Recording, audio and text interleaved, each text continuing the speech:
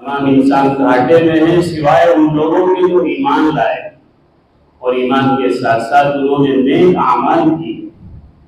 پتہ یہ چلا کہ ایمان سے انسان کی قدر و منزلت بڑھتی ہے، اللہ کے یہاں کسی بھی انسان کا مقام اور مرتبہ وہ ایمان اور اعمال سے بڑھتا ہے۔ اسی وجہ سے قرآن کریم نے جگہ جگہ ایمان والوں کے لیے اعمال کا ذکر فرمایا ہے، اعمال کی نشاندہی کی ہے، اعمال کی تعلیم اور ترغیب دی ہے۔ وَلَقَدْ كَرَّمْنَا بَنِي آدَمَ، اللہ فرماتے ہیں کہ ہم نے انسان کو عزت دی، تکریم سے بخشا، اس کو تعظیم دی، اور یہ تعظیم تبھی حاصل ہوگی، اس انسان کو یہ تکریم تبھی حاصل ہوگی جب یہ انسان مومن ہو، اور صرف مومن ہی نہیں بلکہ مومن کے ساتھ ساتھ اعمال صالحہ بھی انجام دینے والا ہو۔ اعمال صالحہ تو بے شمار ہیں، اعمال صالحہ سے تو اسلام بھرا پڑا ہے، اعمال صالحہ تو قرآن و حدیث میں بے شمار بکھرے ہوئے موجود ہیں۔ ان اعمال میں سے بڑا عمل جو اسلام کے رکن اور بنیاد کی حیثیت رکھتا ہے وہ نماز ہے۔ اگرچہ اعمال اور بھی ہیں، زکوٰۃ بھی بہت بڑا عمل ہے، لیکن وہ زندگی میں ایک بار مالداروں پر فرض ہوتا ہے۔ اسی طرح ایک عمل روزہ بھی ہے، وہ بھی سال میں ایک مہینے کے فرض ہوتے ہیں۔ اسی طرح حج بھی بہت بڑی عبادت ہے، وہ زندگی میں ایک بار صاحب حیثیت لوگوں پر فرض ہوتا ہے۔ لیکن نماز کی اہمیت اور اس کی شان کا حال یہ ہے کہ وہ روزانہ اللہ کی طرف سے 5 مرتبہ فرض ہے، 5 مرتبہ فرض ہے۔ آدمی سال میں 1 مرتبہ حج کرتا ہے تو اس کے لیے کتنی کوششیں کرتا ہے، کتنی دعائیں کرتا ہے، اور اس کے لیے کتنے انتظامات کرنے پڑتے ہیں، کتنی بڑی مقدار میں روپیہ پیسہ جمع کرنا پڑتا ہے، جوڑ جوڑ کر رکھنا پڑتا ہے۔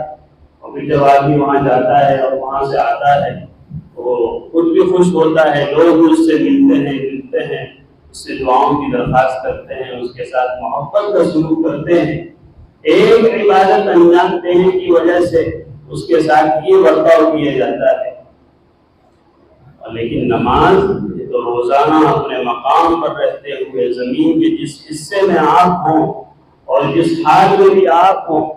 فقر و فاقے کا ماحول ہو یا مالداری اور غنا اور ثروت کا ماحول ہو، ہر حال میں آپ پر 5 وقت کی نماز فرض ہے۔ اور نمازوں میں بھی فجر کی نماز کو اللہ نے خاص اہمیت عطا فرمائی ہے۔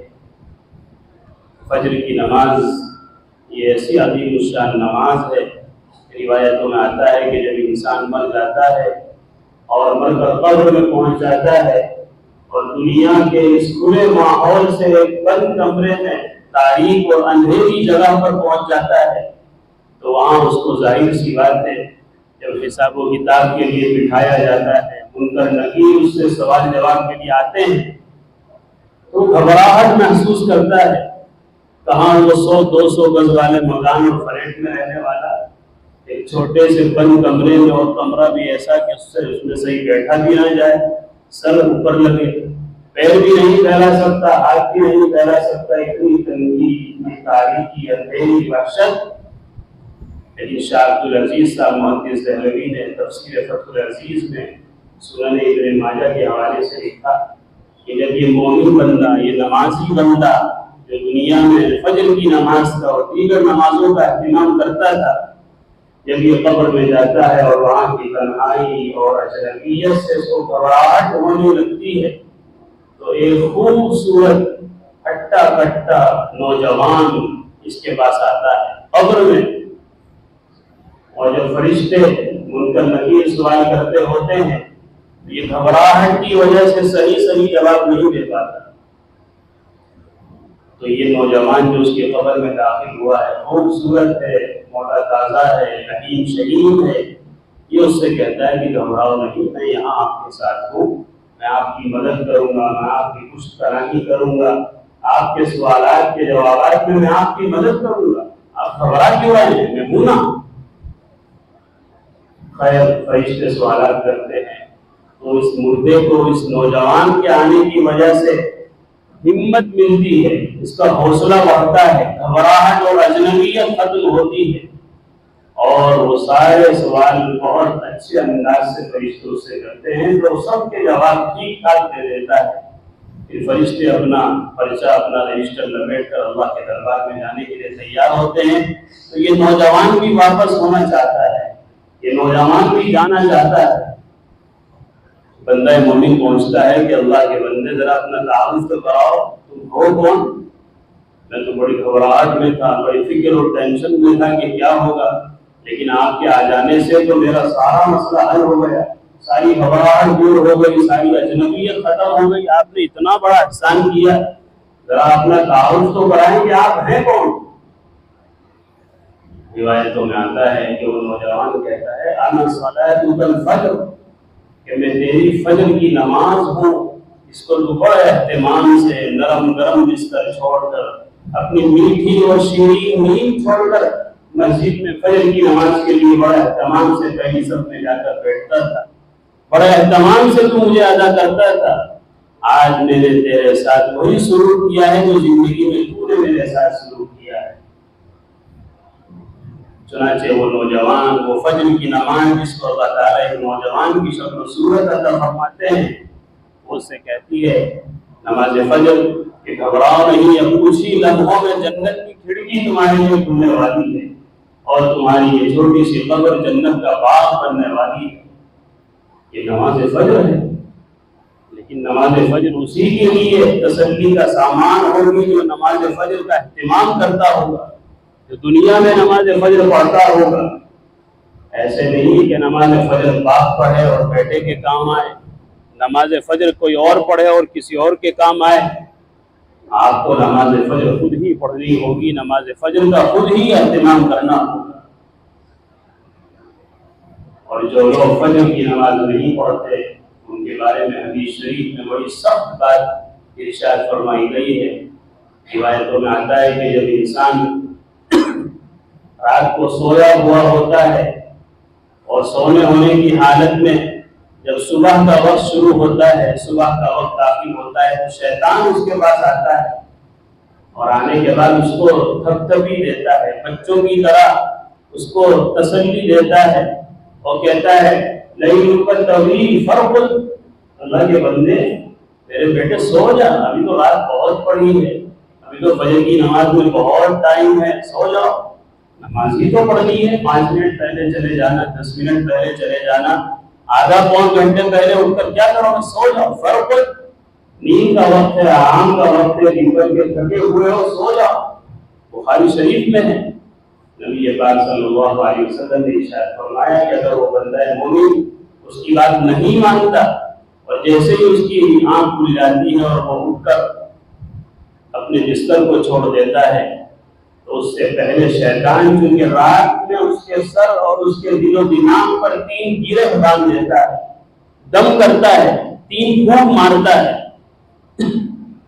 اور اگر وہ بندہ مومن اٹھ جاتا ہے، نماز کے لیے بیدار ہو جاتا ہے، اپنا بستر چھوڑ دیتا ہے تو 1 گرہ کھل جاتی ہے، اس کی سستی درد کم ہو جاتی ہے، غفلت کم ہو جاتی ہے، نیند کے اثرات کم ہونے شروع ہوتے ہیں۔ اور اگر وہ اٹھ کر وضو کے لیے کھڑا ہو جاتا ہے، وضو کر لیتا ہے، تو نبی اللہ صلی اللہ علیہ وسلم نے فرمایا کہ شیطان کی طرف سے لگی ہوئی دوسری گرہ بھی کھل جاتی ہے۔ پھر جب وہ مسجد میں نماز کے لیے آ جاتا ہے تو تیسری گرہ بھی کھل جاتی ہے،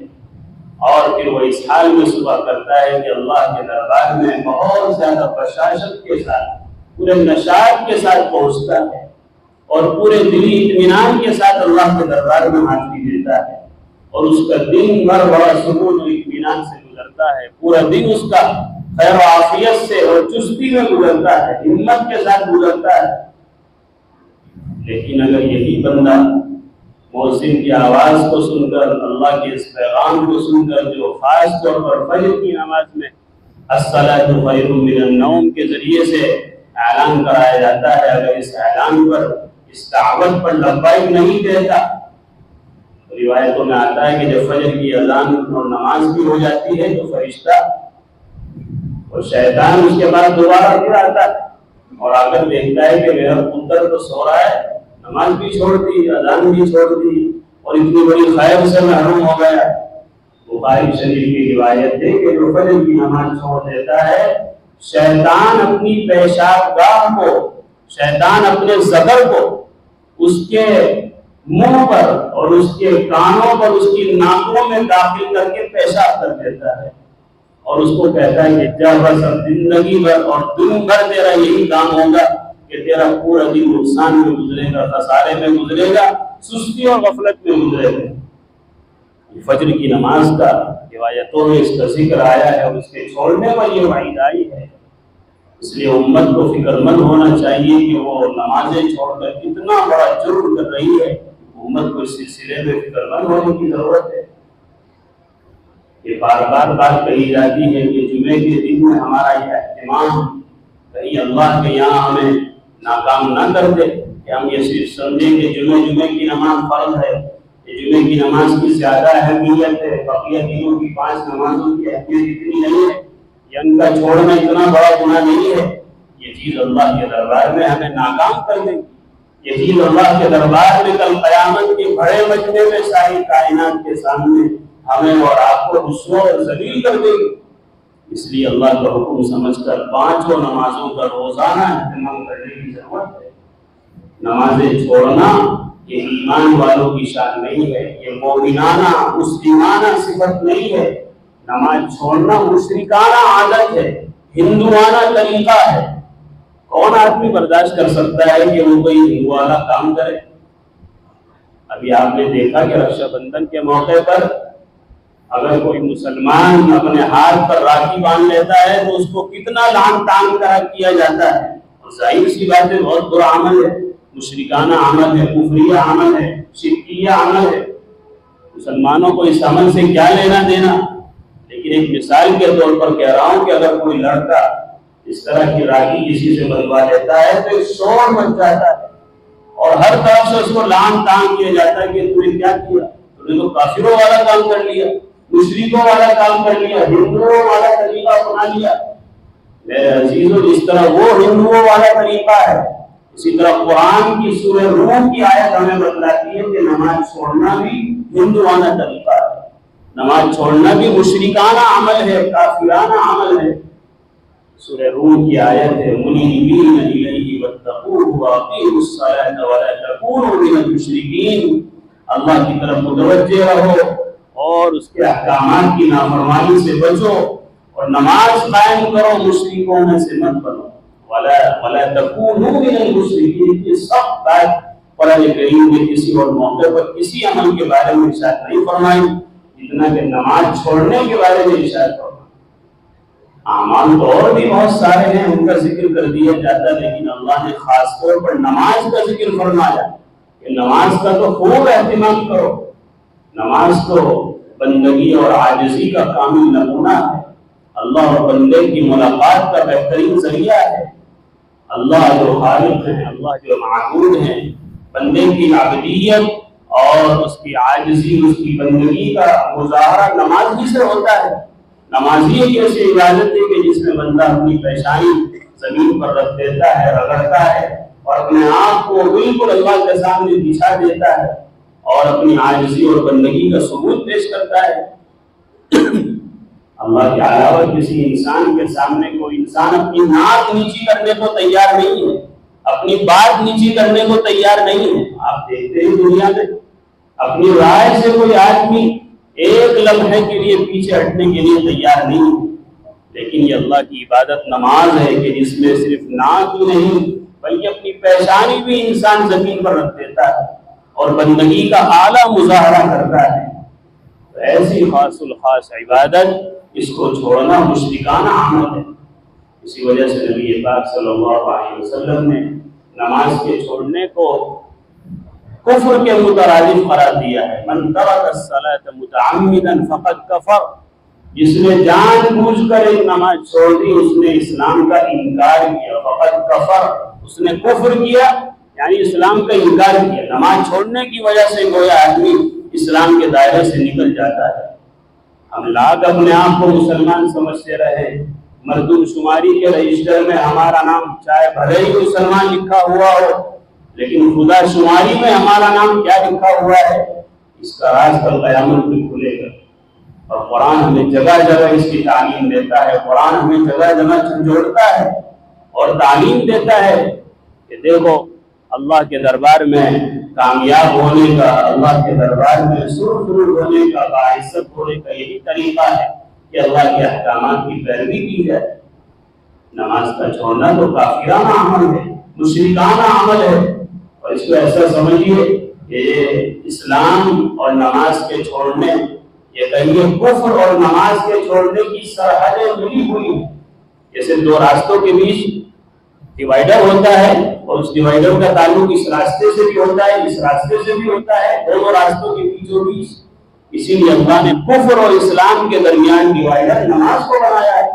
آپ ایک قدم ادھر رکھیں گے تو کفر میں پہنچ جائیں گے، ایک قدم ادھر رہیں گے تو مسلمان رہیں گے۔ اتنا نازک مسئلہ ہے نماز کا، اس لیے میرے عزیزوں ہمیں خوب اہتمام سے، پابندی سے 5 وقت کی نماز کا عادی بنانے کی ضرورت ہے۔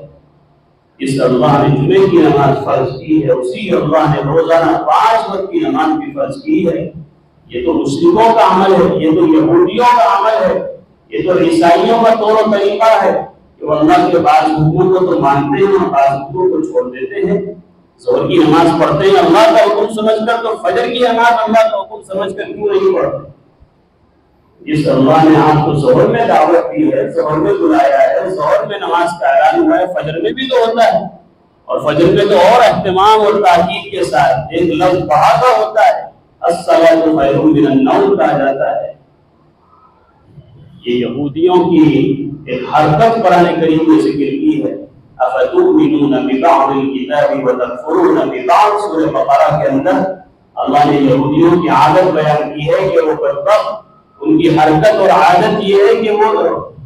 اللہ کی بعض باتوں کو تو مانتے ہیں، وتکفرون ببعض، اور بعض چیزوں کو نہیں مانتے۔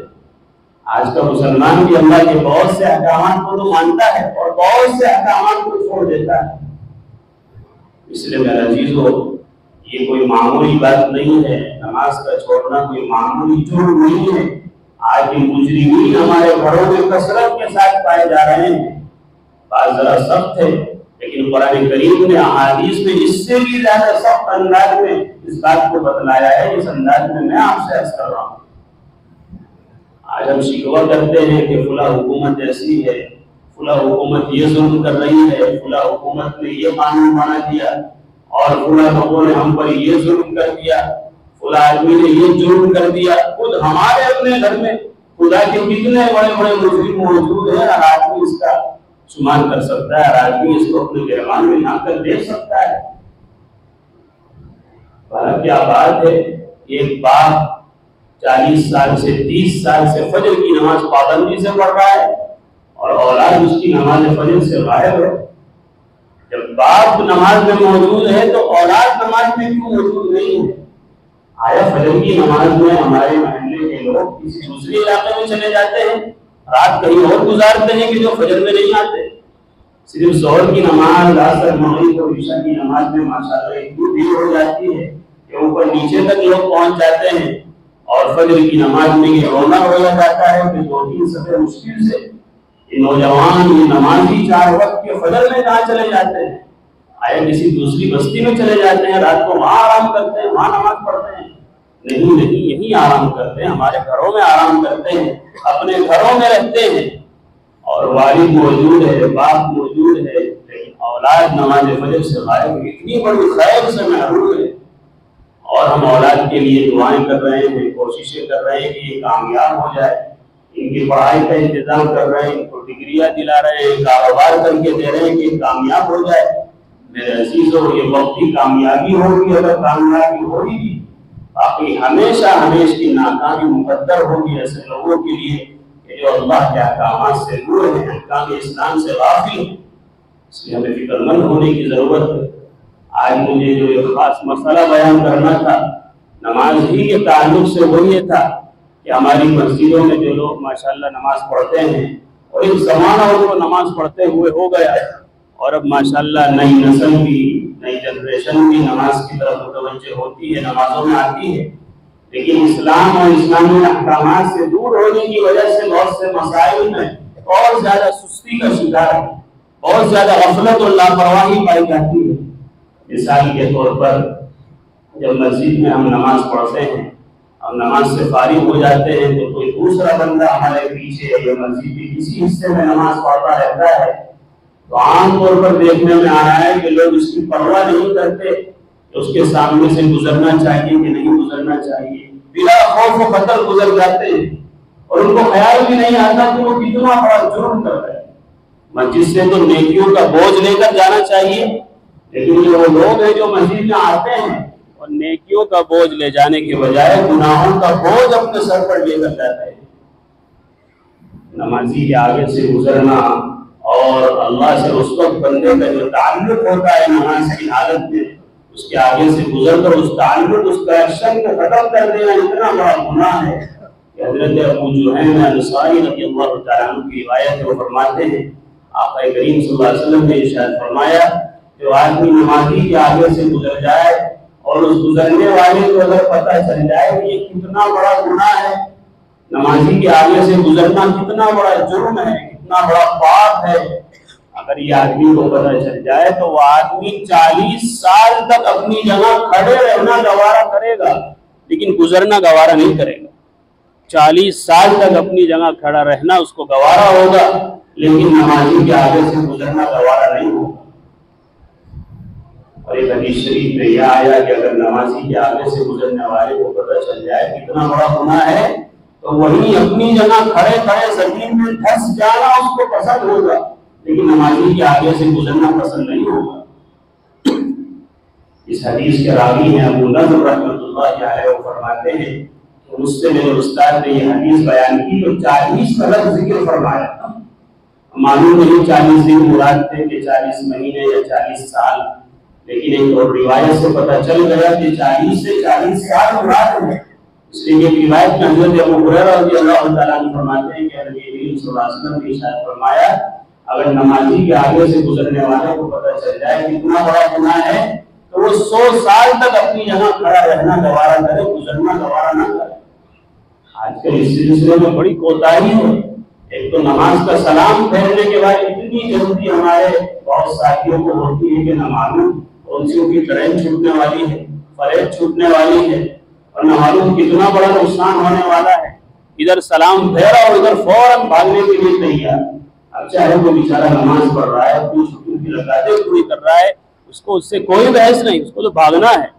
اس کو تو مسجد سے باہر نکلنا ہے۔ اللہ پر بہت بڑا احسان کر دیا اس بیچارے نے کہ وہ فرض میں شریک رہا، وہ اور احسان نہیں کرتا، فوراً اس کو مسجد سے باہر جانا ہے۔ ایسے لوگوں کو فکر مند ہونا چاہیے کہ دین تابعداری کا نام ہے، خواہش پرستی کا نام دین نہیں ہے، منمانی کا نام دین نہیں ہے۔ اگر آپ کو دیندار رہنا ہے، مومن بن کر اسلام والا بن کر اسلام میں رہنا ہے تو تابعدار بن کر رہنا ہوگا، قرآن سنت کا غلام بن کر رہنا ہوگا، منمانی نہیں چلے گی۔ اس لیے میرے عزیزو یہ مسئلہ اگرچہ کافی طویل ہے اور اس میں اور بھی بہت سے مسائل ہیں، انشاءاللہ پھر کبھی بیان کیے جائیں گے۔ اللہ تعالیٰ مجھے بھی آپ کو سب کو احکام شریعت پر عمل کی توفیق عطا فرمائے۔ وآخر دعوانا الحمدللہ۔